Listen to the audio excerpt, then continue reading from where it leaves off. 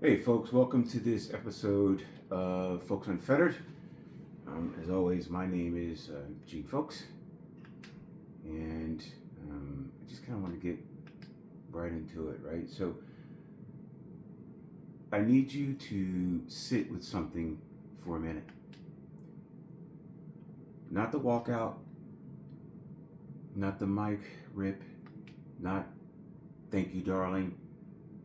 All of that is noise, and trust me, we're going to get there. But I need you to sit with two words first. Your country. The President of the United States, the man who took an oath to defend, protect, and serve this nation, looked into a camera and referred to America as your country. Not our country, not this country, your country. And if that doesn't stop you cold, I don't know what will. So here's what happened. President Trump sat down with Kirsten Welker on Meet the Press in Wisconsin, and somewhere between fact checks and the pushback on his election fraud claims, something in him snapped. He called Welker crooked. He called Meet the Press crooked. He called ABC, CBS, and CNN crooked. He told her she was either crooked or stupid.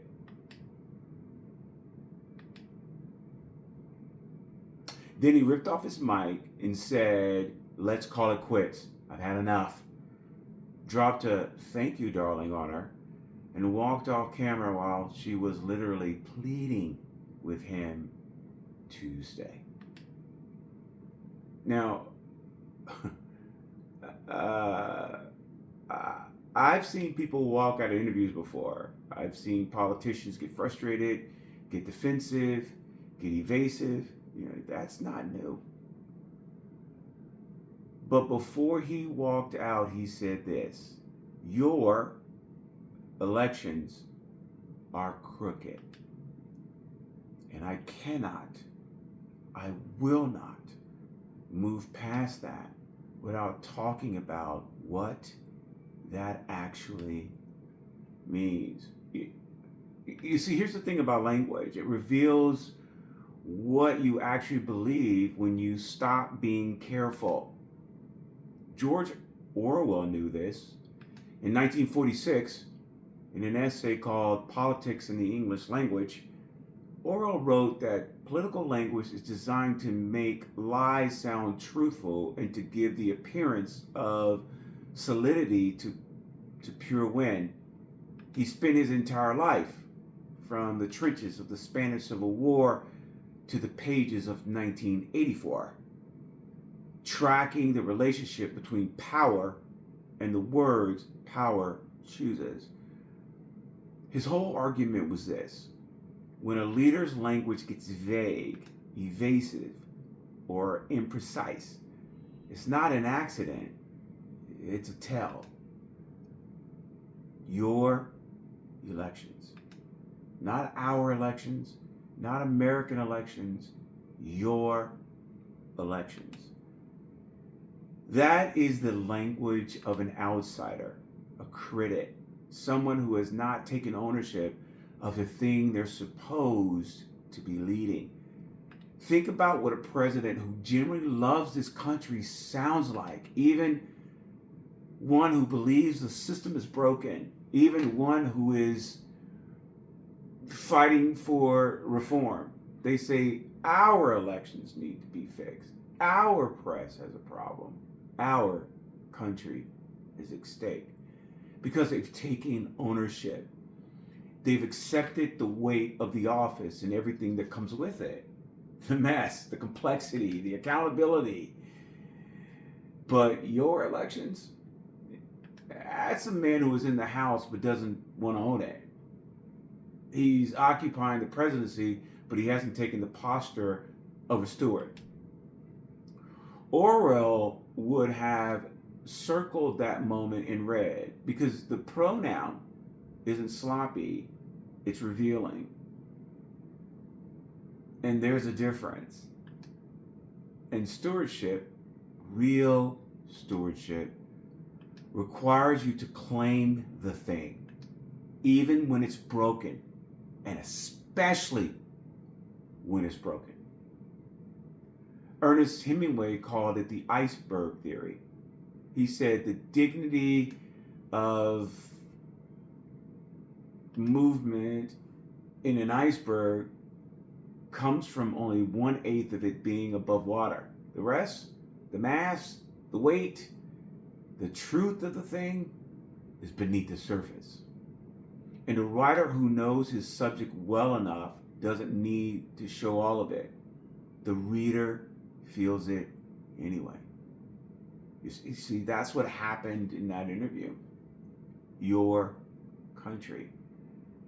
It's the 1/8 above the surface, the 7/8 underneath, the detachment, the transactional relationship with the office, the absence of genuine ownership. You feel all of it in 2 words. Hemingway also said you can omit anything if you know it well enough, and the omission will still register as truth. What was omitted in that interview was our. And I don't know about you, but I felt it. And I'll say this plainly because I always do. Every leader who has ever been called to something difficult has had to make a choice. Do I own this, or do I distance myself from it the moment it gets hard? You can't lead what you won't claim. You can't fix what you keep calling someone else's problem. A shepherd doesn't say, your sheep are scattered. He goes and finds them because they're his. That's the weight of the role. That's what it means to be called to something. Now, here's where I want to bring in James Baldwin, because Baldwin is the sharpest possible contrast to what we witnessed in that interview. Baldwin left America.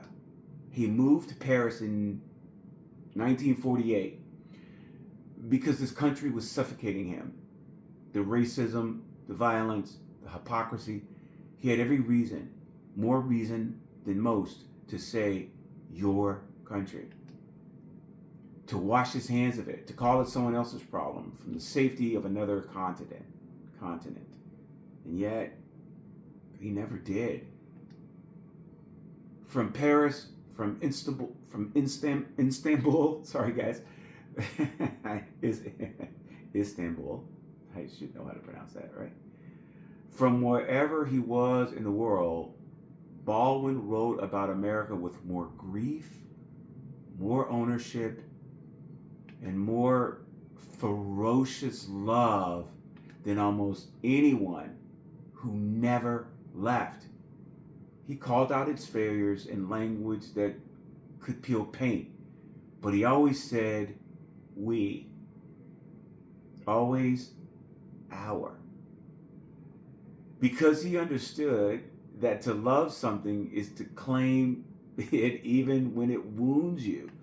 That is the posture of a true witness.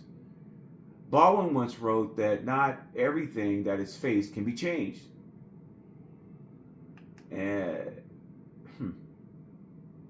But nothing, I think he said, but nothing can be changed until it is faced. Facing it requires ownership. Ownership requires the pronoun our. When the President of the United States of America calls America your country to an American journalist, that's not righteous indignation. That's not even critique. That's abandonment dressed up as outrage. And abandonment is not leadership. Now, back to the spectacle. The mic rape, the thank you, darling, the walkout while the journalist is begging him to stay. Here's what I want you to understand about that moment. It was a performance of strength that was actually a display of fragility. Toni Morrison said that the function of freedom is to free somebody else. But I want to borrow something from how she understood the work of bearing witness, because it speaks directly to what we saw in that room. Morrison's entire body of work was built on staying in the hard place. Beloved, Song of Solomon, The Bluest Eye. She did not look away from the most painful, the most brutal, the most inconvenient truths of the American story. She stayed in the room. She put her hands on the wound. She bore witness when it would have been easier, far more comfortable to write something else, to tell a softer story. She once said, if you have some power, then your job is to empower somebody else. What she modeled in her life and her literature was the opposite of the walkout. It was deliberate. It was the deliberate,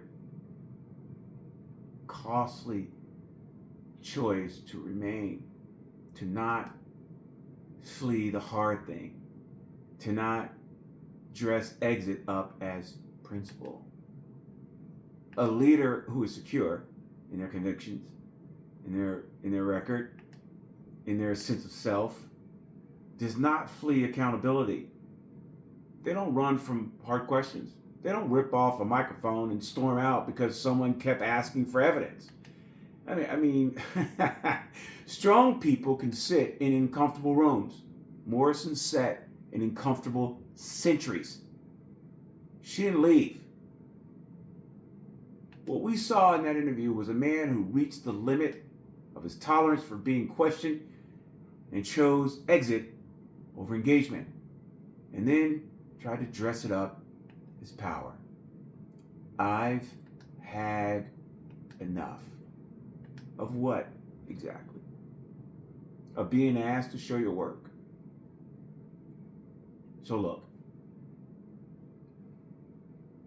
this really isn't about Trump.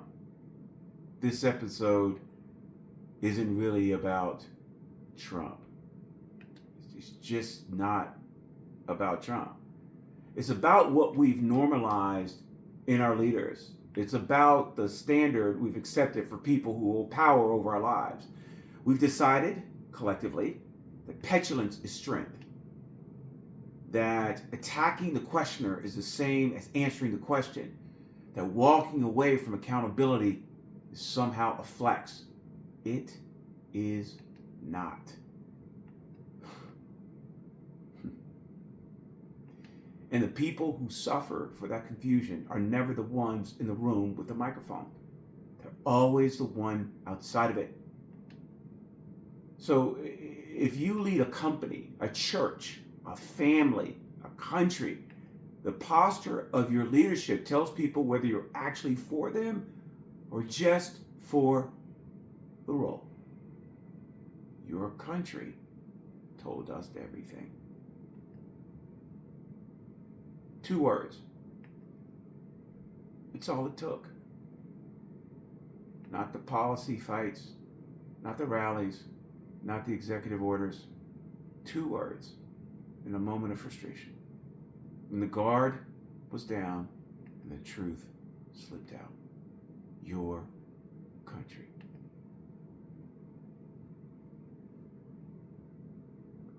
Orwell told us political language would do this.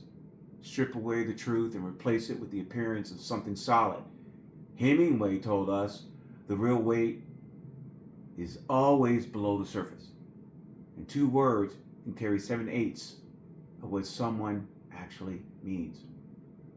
Baldwin showed us what it looks like to love something broken enough to claim it anyway. And Morrison showed us what it costs to stay in the room when leaving will be so much easier. 4 writers, 4 lives, all of them looking at the same thing from different angles, and all of them, in their own way, pointing at the same truth. Leadership is a pronoun, and the one you choose, our or your, tells us everything about whether you've truly accepted the weight of what you were called to carry. He chose your. We noticed. This is Folkes Unfettered, and I'm that brother of light, dropping wisdom in your left ear, knowledge in your right, because wisdom teaches you how, and knowledge teaches you why. Share this episode, subscribe if you're new, and if this one made you think, drop a comment. I want to hear from you, and I'll see you next time.